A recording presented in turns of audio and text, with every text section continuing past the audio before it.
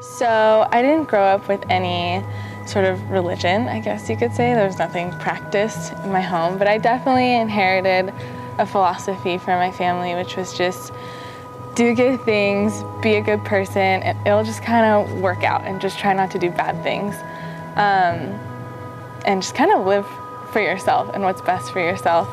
And I think this left me just really confused about things. I remember staying up at night. I couldn't fall asleep because I would think about what happened to me when I die. Like, am I just gonna sit in darkness like I am right now for the rest of eternity? And if there's a heaven, how can I know that it's real, and how do I get there? And it just left me super, super empty inside. And this went on for a while. I was so confused and so afraid to die. And then I met a girl who would end up becoming one of my best friends. Her name was Abby, and her family was Christian. And they went to church, and they loved reading the Bible, and they talked about God, and that was just such a new concept to me, and I was just kind of taking it in. They really took me into their home and loved me so much. It's really impacted my life.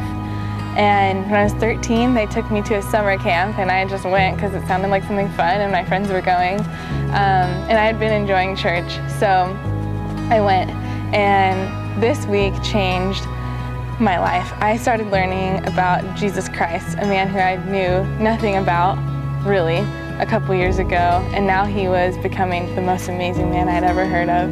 And I learned that I really couldn't be good enough, because there was still evil in the core of me, and I needed to be saved, and Jesus was the payment for that. His death on the cross paid the price for my sin that I didn't deserve, and I embraced the truth of Jesus Christ that week and gave my life to him and started a relationship with God. And I remember crying and telling people and calling my parents. I was like, I'm forgiven, I'm forgiven. They were like, what does that mean?